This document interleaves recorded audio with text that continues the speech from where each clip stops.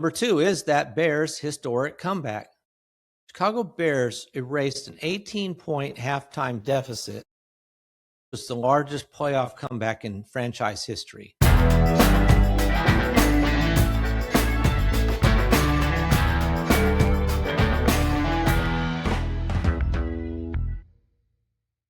Welcome to Just the Stats, NFL Top 10's for Tuesday. Welcome back. My name's Ernie Jennings, and we are going to be looking at the playoff games from the last weekend. There were some really close games.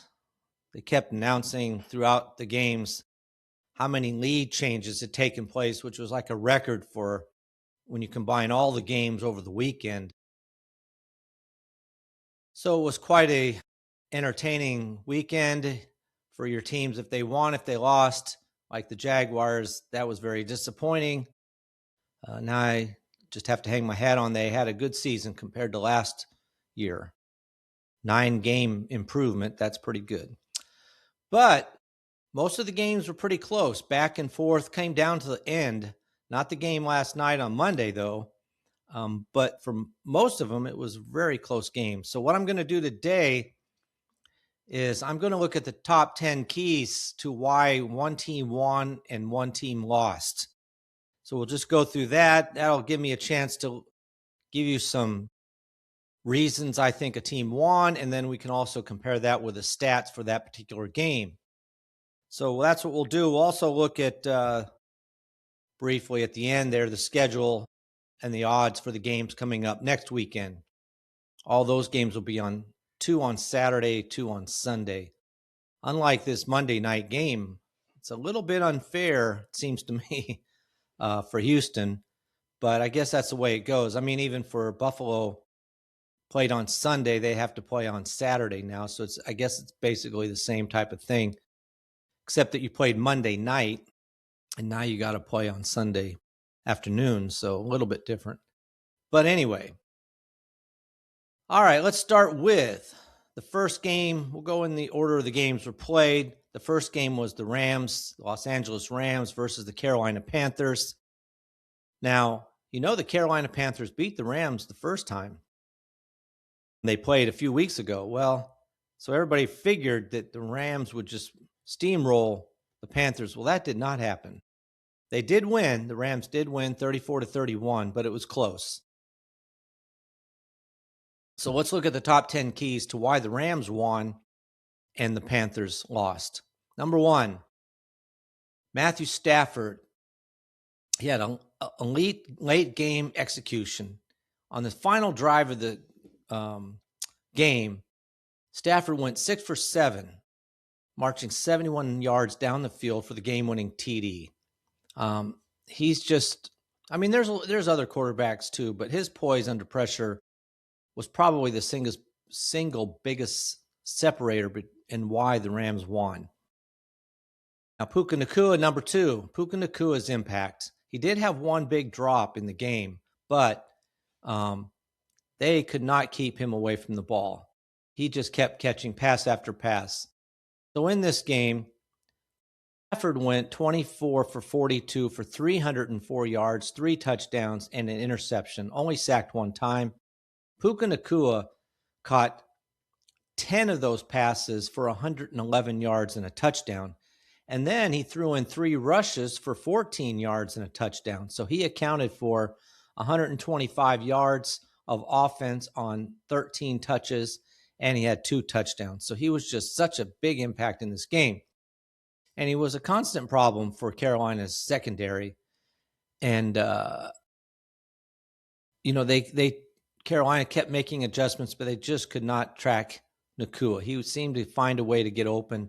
And even when it was a tight coverage, he still made some incredible catches.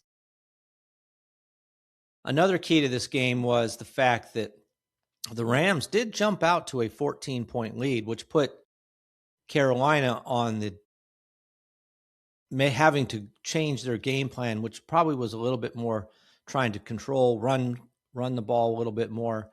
They did fall behind, and early. Rams jumped out to 14-0, but Carolina came back. At halftime, it was 17-14, so they did pull back into the game. but it just made Carolina have to chase, put them in that mode of chasing to get back into the game versus what they probably rather have done, which was to control the game, run it a little bit more. Another key in this game was Carolina's defensive penalties. Just the timing was terrible on some of their penalties. That helped extend the drives. And those are like, the penalties are hidden yards. All right, number 5, and this is Bryce Young. He's I feel like he has been improving year after year, but still a little bit to go for him. He played well overall, but he just could not match Matthew Stafford, and not many quarterbacks are going to be able to match Stafford. I mean, he doesn't have the arm, and he doesn't have the experience. It's just two huge factors. Bryce Young has not experienced the playoffs the same way. So Carolina ended up stalling on a lot of drives when they needed to get a score. So in this game, Bryce Young was 21 out of 40, so just over 50%, 264 yards, 1 touchdown, 1 interception, 2 sacks. He had a quarterback rating of 71.2 versus Matthew Stafford, who had a quarterback rating of 93.8. So the interceptions hurt both teams, but Bryce Young just did not play quite as well as Matthew Stafford. Number 6, the Rams' field goal stability. Harrison Mevis, their kicker, had a huge, important kick.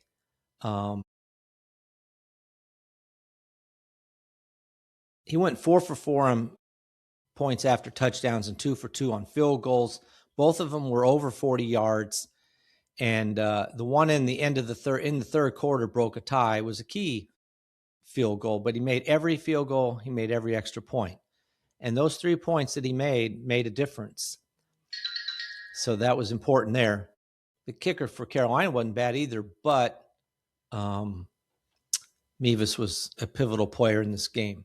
Number 7, Panthers' failure to capitalize on the Rams' mistakes. And that was the interception. LA gave Carolina many chances, and they failed in the red zone. They had a pass interference call, and the Nacua drop before halftime. None of these things could the Panthers capitalize on. Carolina tied the game twice, but they could never, deliver the knockout punch that the Rams were able to do. Number 8, Rams' offensive balance and experience. Well, obviously, this is a big one here. I mean, there's a huge difference between the two offenses. The Rams had the number 1 offense in yards and points going into this game, and it showed.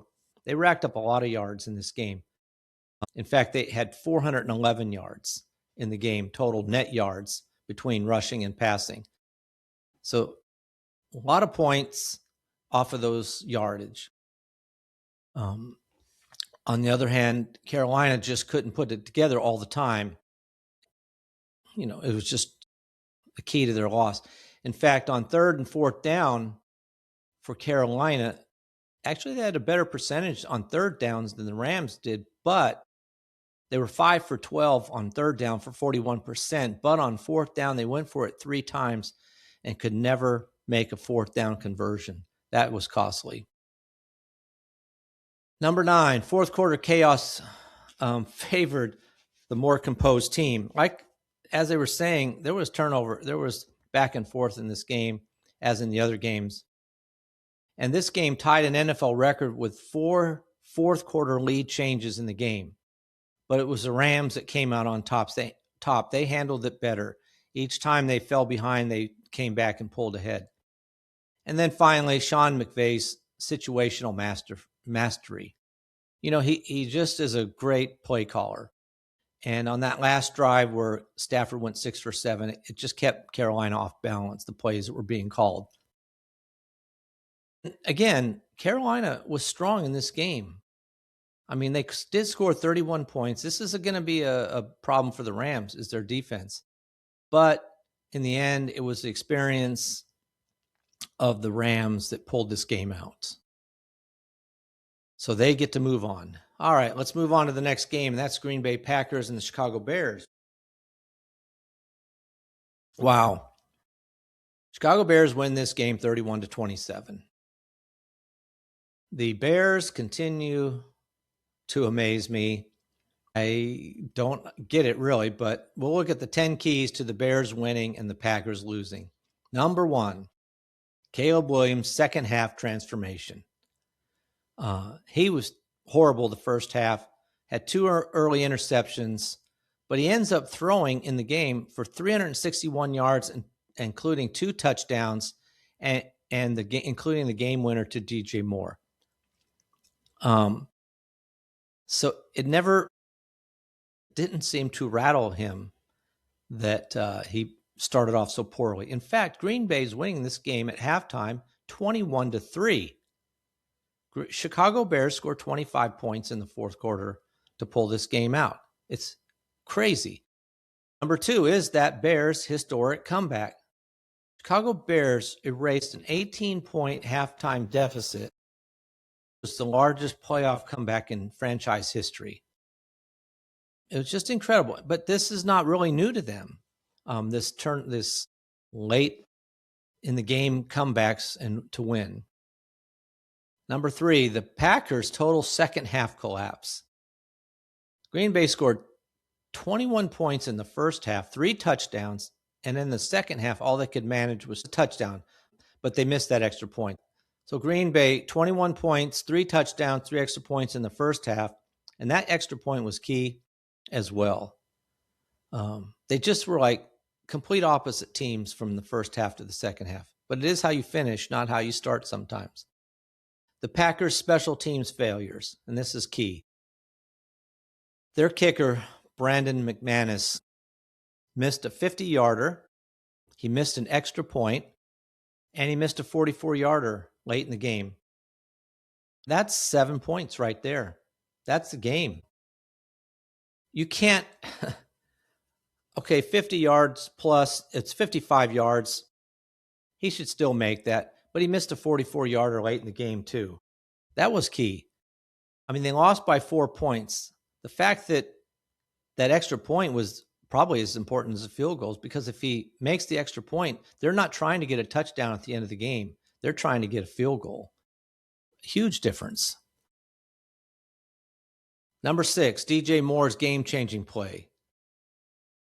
With only 1:43 left in the game, DJ Moore catches a 25-yard touchdown pass down the sideline, and that was the knockout punch.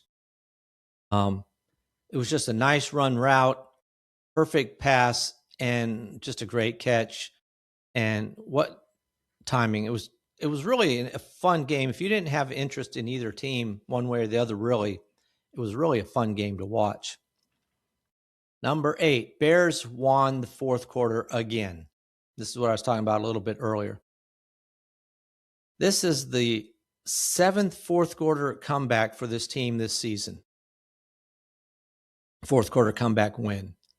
It doesn't seem to faze them when they're down 21-3. You know, they just came back 25 points in the fourth quarter and they pulled the game out. And didn't seem to be that anything that the Packers defense could do to stop them. And which kind of leads to the other half of it, though. The Packers offense still was playing, and that was number 9, Jordan Love's inability to close. He threw for 323 yards, but he couldn't finish the game off. He just couldn't. The second half, it was just a different person. And they needed that big play to stop the momentum of the Chicago Bears, and they couldn't get it. And that's Jordan Love. When he's on offense, the defense is giving up the scores. He can come out and lead their team to another score. I mean, he had 4 touchdowns. Green Bay did, and yet they couldn't get what they needed to in the end of the game. And that falls on Jordan Love.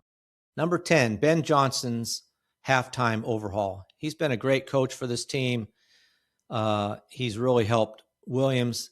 Williams last year, like I've mentioned this in looking at some of the stats, he's in the top 5 all time in sacks in a single season, close to breaking the record. This year, half that just about. I mean, it was an incredible change there in teaching him how to be a good quarterback in the NFL. And Williams has taken to it, and Johnson's really improved his play, which has led to the Chicago Bears being where they are now. He just flipped that script in this game. They're losing. He switched the tempo, more tempo in the game. He had better protection schemes for their defense, and the team just ran better routes, and they ended up just, knocking the Green Bay Packers out again. It's just a different team in the second half. So a big win for Chicago. They move on. Now looking at my least favorite game here, the Buffalo Bills beat the Jacksonville Jaguars 27-24. So we'll go through this one quickly. 10 keys to why the Bills won and the Jags lost. Josh Allen's number one, obviously. Physical dominance. He got beat up. Man, he got hurt. He had to be checked for a concussion. He hit his hand on the helmet when he threw a pass, and that was hurting. He got sacked. Even when he was falling in the end zone, he twisted his leg, but he still had 2 rushing touchdowns and a passing touchdown. Tough player. On the game-winning drive, they're down 24-20. Holy cow, the Jaguars just couldn't stop him. Similar to the Packers Packers' inability, I should say, to stop the Bears. It was the same type of thing. 4 minutes to go in the game. Engineered a 9-play, 66-yard drive and finished it off with a 1-yard run into the end zone. Number 3, the Jaguars' defensive breakdown on Brandon Cooks. Of all people, Brandon Cooks. He had a 36-yard catch on a busted coverage, which was key in the game. Too many times, the Jaguars had the Bills at 3rd to 5, 3rd to 10, and the Bills would get a first down. It was terrible to watch consistently giving up 3rd down conversions. I hated it. Number 4, Trevor Lawrence's turnovers. He had 2 interceptions. One was early in the game, which was he just did not see the defender, threw it right to him. He kind of zoned in too much on the player he was throwing to, wasn't paying attention, I guess, or wasn't aware, whatever it was. But the defender was just standing there waiting for the ball, intercepted it. And then at the end of the game, with a minute to go, with the kicker that the Jaguars have, all they needed was 15, 20 yards, and they were in field goal range. But the first play, with a minute to go, when they get the ball back after the Bills took the lead, Trevor Lawrence threw another interception. Now, this one went off the hands of the receiver and into the other team's hands, and that was game right there. Number 5, Jacksonville Jaguars' inconsistent offensive rhythm. Man, it looked terrible. They've been playing so well, averaging well over 30 points a game. And they did look good sometimes in this game, but then other times, man, it's like, what is going on with this offense? It was just too many punts, just some bad, especially in the first half. After the first half, they only had 7 points, and they just did not look like they were no consistency, I should really say. I don't know. It was just hard to watch. It was like, what is happening here? They didn't seem to know what they exactly wanted to do. Number 6, Bills' red zone execution.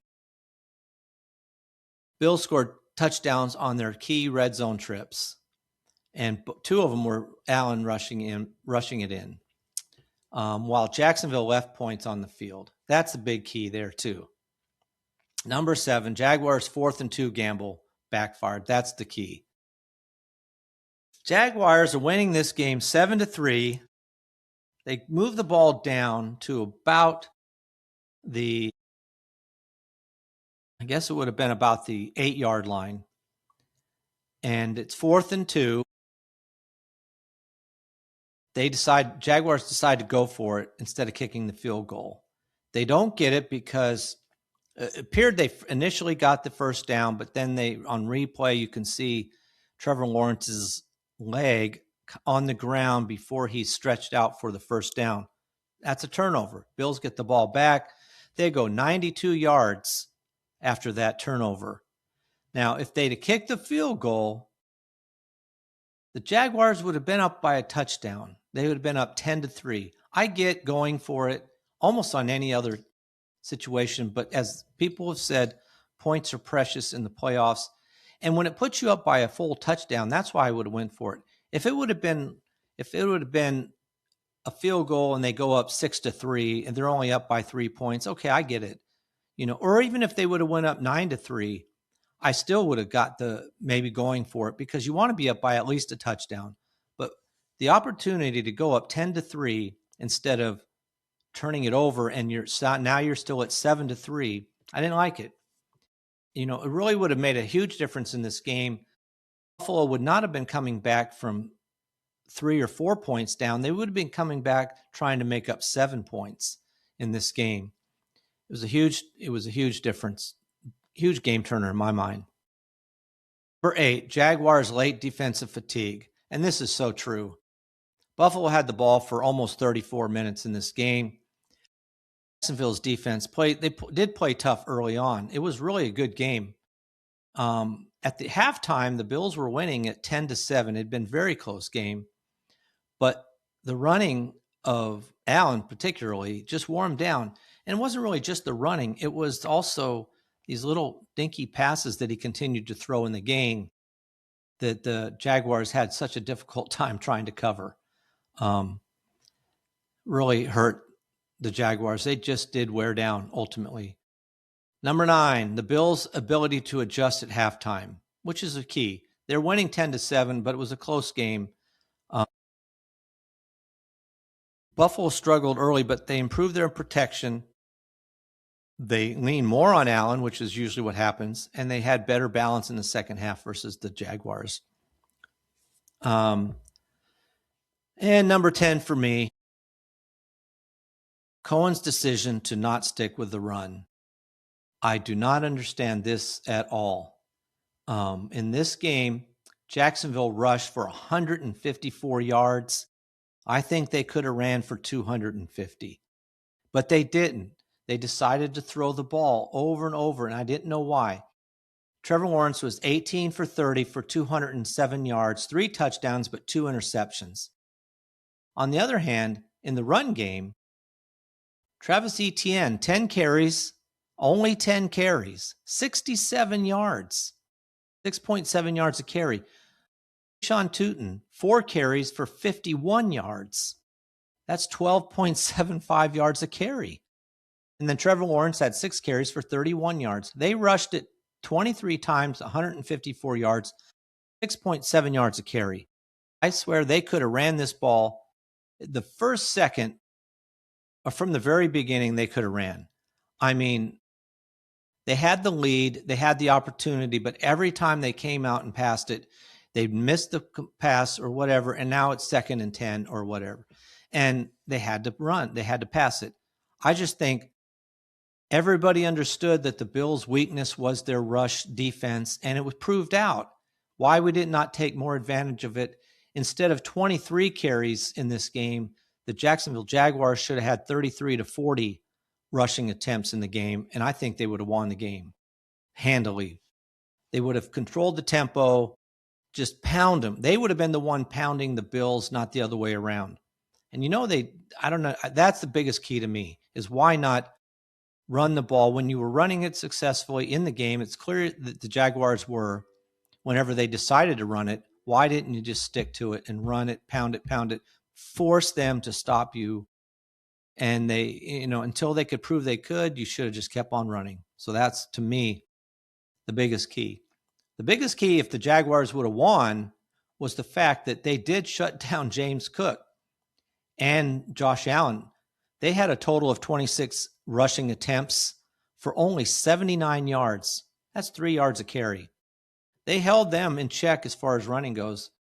but it was the passing game of Josh Allen that really hurt him. All right, let's move on to another game. Get over that misery. All right, next game up. This was a wild game to watch too. Fun game. San Francisco 49ers beat the Philadelphia Eagles in Philadelphia 23-19. Can you believe that? It was a crazy game and just a fun game to watch. Now, the 10 keys to the 49ers winning this game and the Eagles losing. The first one, number one, this was a crazy play. The 49ers hit on a 61-yard haymaker on the second play. It was wild. They opened with this pass, a 61-yard catch and run by Demarcus Robinson, which immediately flipped the field and set up their first touchdown. That's not even the biggest play they had in the game, but that was a fun play to see right off the bat. Demarcus Robinson had a big game. 6 catches, 111 yards, and a touchdown. Huge for him. Number 2, Christian McCaffrey was the best player on the field. He scored 2 touchdowns, including the go-ahead 4-yard touchdown pass from Brock Purdy with under 3 minutes to go.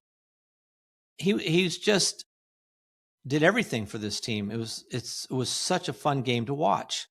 And despite the fact that he had 15 carries in the game, 15 rushes, but only 48 yards. That's only 3.2 yards a carry. But he had to. It was just so important. He had 6 catches in the game as well for 66 yards and 2 touchdowns. That's how important he was in this game, as well as was Demarcus Robinson, who also had 6 catches for 111 yards. But McCaffrey touched the ball 21 times in the game, and they really needed him to do that because George Kittle went out. Man, how the 49ers continue to win is amazing. When they keep losing key players, they lost Kittle early, man, and he was just being shoved out of bounds, and his ankle, he went out, and it looks like maybe he tore his Achilles or something. I'm not sure yet. I don't know that they know officially, but he's probably gone for the rest of the playoffs, however long that is for the 49ers. Number 3, Kyle Shanahan's trick play masterpiece. This was fun. Purdy gets the ball. He laterals it to Juwan Jennings, who's the wide receiver, who runs around. And Juwan Jennings did a great job of faking this. He puts that ball under his arm like he's going to do an end run around the right side of the field. And as he starts to do that and the defenders come up to get him, he pulls the ball out and he throws a touchdown pass to McCaffrey. And it was a really good pass, but it was even a better catch by McCaffrey. Over the shoulder, man, it was incredible. But it was a trick play that worked, and it just swung the momentum, put the 49ers in the lead, and it just stunned Philadelphia. It was an amazing play. The defender on McCaffrey dropped off him because he honestly thought that Jennings was starting to run and let McCaffrey go free in the end zone. Number 4, the Eagles' offense completely collapsed late in the game. The Philadelphia Eagles on their first 3 drives had 177 yards of offense, but their last 3 drives had -1 yard. How bad is that?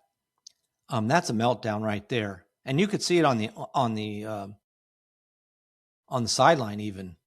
So, wow, that's the Eagles in a nutshell. Looking good sometimes and bad other times. Number 5, A.J. Brown's drops, not just drops, really hurt the team at crucial moments. In fact, Nick Sirianni, the coach, had to defend the Brown in the postgame because of the drops that stalled their play or killed their rhythm.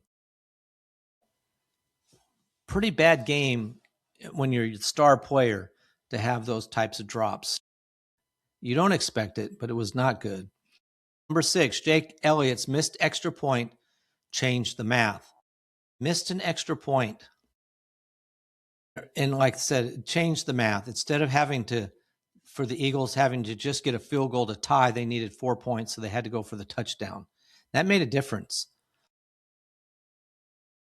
The extra point may not have seemed to matter early on. It was when the 49ers are up 7-0. Eagles score at 7-6. They missed the extra point. Now it's 7-6 instead of 7-7. And it mattered down at the end of the game. Number 7, the Eagles couldn't finish in the red zone. Like I said, they moved the ball early, had 177 yards in their first 3 times they had the ball. But they had a hard time converting late in the game, especially. While, believe it or not, the 49ers converted. And, I mean, they had to use trickery, whatever they did, but they were able to find a way. Number 8, Brock Purdy's composure in high-level moments. He really was composed. Not the greatest game for him, but he did stay composed and kept him in the game. Brock Purdy was 18 completions on 31 attempts, 262 yards, 2 touchdowns, 2 interceptions. Had a quarterback rating of 80.3. So not great, but, when it came into the most important times, he was able to deliver the go-ahead touchdown, avoiding any mistakes that the Philadelphia defense tried to pressure him into. Number 9, the 49ers defense tightened as the game went on. Early on, as I said, the Eagles seemed to have no problem moving up and down the field. Even Barkley was running well, passing was going fine. But the Eagles were held to just 6 points in the second half. So the 49ers defense, which is, as everybody knows, has missed their 2 best players from most of the season. They were, even the announcer was talking about, they're playing with some people on defense who are like their 5th, 6th, or 7th best player at the positions. Just like, who can we get to play on our team, because people are dropping like flies for this 49ers team. And yet their defense were up to the task against the Eagles. Number 10, the Eagles played with fire all season. That's what I was talking about earlier. And they finally got burned. By the way, this is what I think will happen to Chicago as well. You can't always come back from behind and win a game. Sooner or later, it doesn't work. But the Eagles just could not get their offense to be in sync consistently, and it cost them. And the Eagles Wire, which is the thing that puts out news about the Eagles, said playing with fire throughout the entire season, and their late game stagnation, the fact that they couldn't score, haunted them, and it resurfaced at the worst possible time. So unlike, say, the Chicago Bears, who were behind and kick it into high gear in the third and fourth quarter, especially the fourth quarter, the Eagles couldn't do it. They were in the game, but they just could not put together anything to pull this game out, and they end up losing. So the Super Bowl champions are out of the playoffs. All right, next game. That is the Los Angeles Chargers versus the New England Patriots. This was a tight game for a while, but man, did Herbert take a beating. The game ended up 16-3 in favor of the Patriots, but halftime it was 6-3, and after the third quarter it was 9-3. This was a field goal game until the end in the fourth quarter, when the Patriots finally scored a touchdown, the only touchdown in the game, a 28-yard pass from Drake May to Hunter Henry. Let's look at the top 10 keys in this game. This was a masterpiece on defense for the New England Patriots.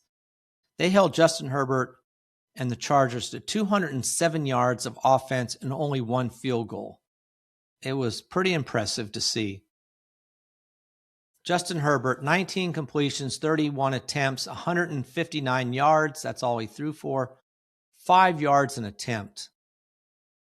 Versus Drake May, who had 9 yards an attempt. They sacked Herbert 6 times for 39 yards. That's how many times they sacked him. Not how many times they pressured him all night long. Herbert had a quarterback rating of 74.5. Number 2, Justin Herbert never found rhythm, which is true.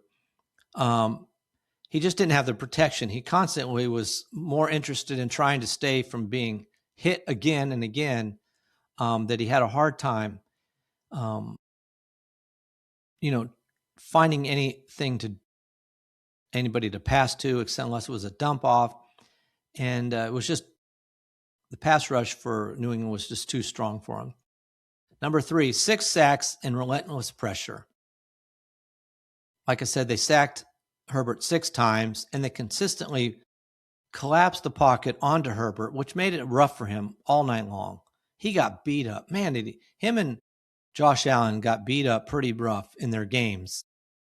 Josh Allen comes out the winner for his team, while Herbert goes home. Number 4, Drake May's poise in his first playoff game. This game was close the whole way through, despite the lack of offense by the Chargers. Their defense held up for as long as they could. And after the third quarter, it was still only 9-3. So a touchdown by the Chargers puts them in the lead, but they didn't get it.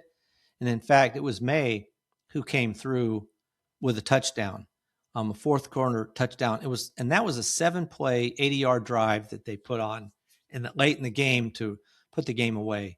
Drake May, 17 completions on 29 attempts for 268 yards.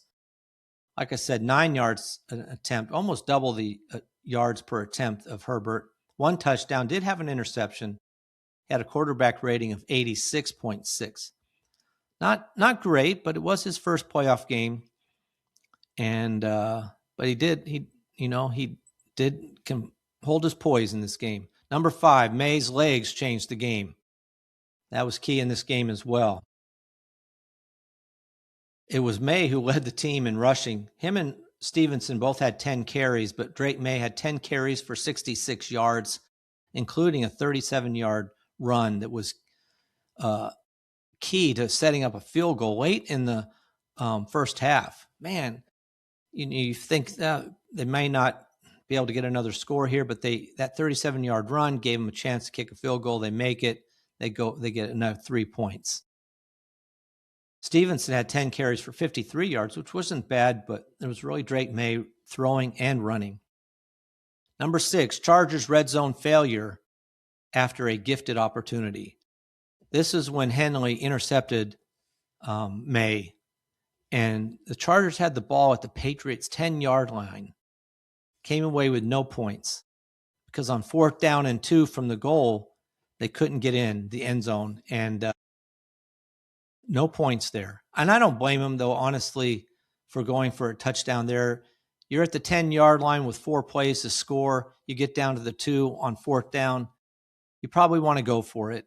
At that point in the game, it's a little different than the Jaguar game where you would have went up by 7. You're only down by 3 at this point. Why not go for it? Number 7, Patriots won the situational football battle here. In key points in the game, it was the Patriots who would get the first down, like May's scramble that set up that field goal. Or also New England, at key points in the game, they got the stop. The Chargers on 3rd down, 1 out of 10 times they made 3rd down conversions. That's 10%. That's pitiful. And on 4th down, they made it 1 out of 3 for 33%. So 3rd and 4th down conversion was 2 out of 13. That's the Patriots winning that situational football battle.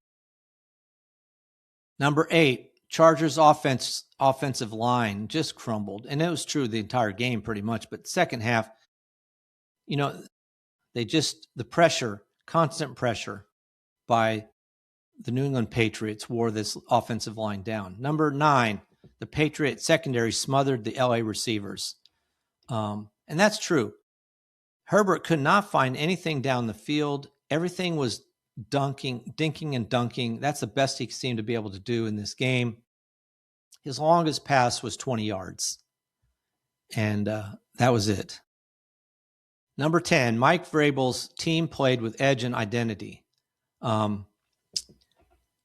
He told his team before the game to be prepared to bleed, and they played like it. They played physical. They dominated the Chargers. It was just a disciplined, good game, and they won. All right, last game. This is the Houston Texans versus the Pittsburgh Steelers. This was very similar, actually, to the last game in a way. This was a hard-fought game for a while between the two defenses, but in the end, it was too much of the Houston defense and nothing that the Pittsburgh Steelers seemed to be able to do about it. Let's take a look at that. So the 10 keys to the Texans' victory over the Steelers. Number 1, defensive dominance. Their defense was the star of this game by far. All the mistakes that C.J. Stroud made, and yet it didn't seem to matter to the Houston's defense. They forced multiple turnovers in this game. Rodgers had an interception. They had 2 fumbles, which they lost one of them. It was just a rough game for them. And the worst one was, of course, at the end there when it was already, the game was pretty much going to be wrapped up, but another fumble by Rodgers. Sheldon Rankin, the defensive player, picks it up, kind of rumbles in for 33 yards for a touchdown. Number 2, Aaron Rodgers was contained, which is obvious with the defense doing so well. He could never find rhythm. Early on, he had this happens a lot with the Steelers, right off the bat, a nice pass to Metcalf, but after that was kind of it. For the rest of the game, never could get a touchdown in this game. It was really a bad game all the way around. Metcalf had 2 catches for 42 yards, but he had one right as I said early in the game for 25 yards. After that, one more catch for 17 yards the entire game. Wow. Number 3, turnovers decided the game. And that's true because C.J. Stroud fumbled 5 times. He lost 2 of them. And now they call these fumbles, but one time he's not even looking when the center hiked the ball. But they lost 2 of those fumbles, and he threw an interception. And yet the Steelers could get no touchdowns out of it.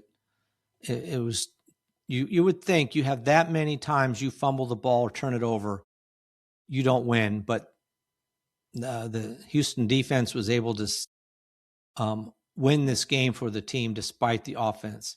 Number 4, Christian Kirk's big game. Wow. He was the MVP on offense. 8 catches, 144 yards, including a second quarter touchdown that really kind of put them out to a lead that the Steelers couldn't overcome. He really was impressive in this game. He just continued to get open. 8 catches, 144 yards, and a touchdown. 8 out of 9 catches he had. 9 times the ball was thrown his way. He had 8 catches. Number 5, second half surge. The Texans scored 23 points in the fourth quarter, which turned this game from a close contest to a blowout. And it does look like it's a blowout. When you win this game 30-6, it looks like a blowout. But honestly, at halftime, Houston was winning this game 7-6.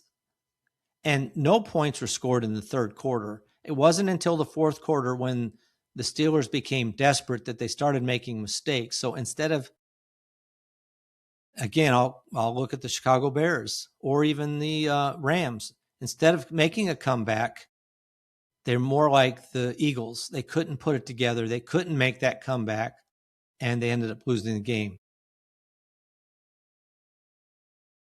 Number 6, Steelers' offensive inefficiency. They only had 2 field goals. They couldn't sustain a drive.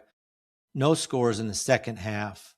They had a total of 175 yards of net offense in this game. That's terrible. Aaron Rodgers had 146 yards passing, but he was sacked 4 times for 36 yards. So that's net yards of only 110. yards per attempt, worse than the other game when we were looking at. Only 4.4 yards an attempt. Horrendous. Just a powerful offense for the Texans. Number 7, Texans' resilience despite Stroud's struggles. Stroud made so many mistakes in this game, but the defense and special teams kept the Texans afloat. And until finally, the offense did find its rhythm. Number 8, DeMarco Ryans' coaching impact. He leaned on his defense. He stayed aggressive with his defense, and he made certain adjustments at halftime, and they won this game. And that's the way, it was just good coaching there. Number 9, physical edge in the trenches.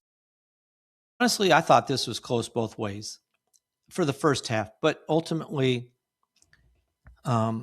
Houston had the ball for 32 and a half minutes to 27 and a half. Ultimately, the Pittsburgh Steelers just kind of got wore down. Your defense could only hold up so long. And then also the offensive line, in the end, they did their job. Mark started getting through for some big runs in this game. He had really a good game, 19 carries for 112 yards and a touchdown. It was toward the end, the Steelers just couldn't stop the offense. Once they started finally getting on a roll, it was difficult for the Steelers. Number 10, and this is historic road win for the Houston Texans. This was their first ever road playoff victory. Is that amazing or what? First ever road playoff victory. So Houston moves on, representing the AFC South. They were the Wildcard team. All right, the next round of playoffs for the playoffs is Saturday and Sunday. Saturday, the Buffalo Bills play at Denver. Find that game on CBS at 4:30. Denver's favored by 1.5. The second game at 8 o'clock on Fox is San Francisco 49ers, the Seattle Seahawks. Seahawks are favored by 7.5. Eagles are favored by a lot too. I do think Seattle will win it though. On Sunday, Houston Texans at the New England Patriots. That's a 3 o'clock game on ABC or ESPN. The Patriots are favored by 3. And then the Rams go to Chicago for the last game of the series of the 4 games at 6:30 on NBC or Peacock. The Rams are favored by 3.5. That's a little interesting. That could be could that be a high scoring game right there? That'll be a fun one to watch. So 4 games. Going to get down to the last 2 teams here. We'll see what happens. All right. Appreciate you listening. I hope you enjoyed the podcast. Please like and subscribe. You can find this podcast on YouTube at Just the Stats NFL. Please like and subscribe there. Leave your comments. And tomorrow, get into something new. We probably get a little bit away from the playoffs, maybe talk about the past season, a couple of upcoming things. We'll see. So until tomorrow, that is a wrap for NFL Top 10s for Tuesday. I'm out. See you tomorrow.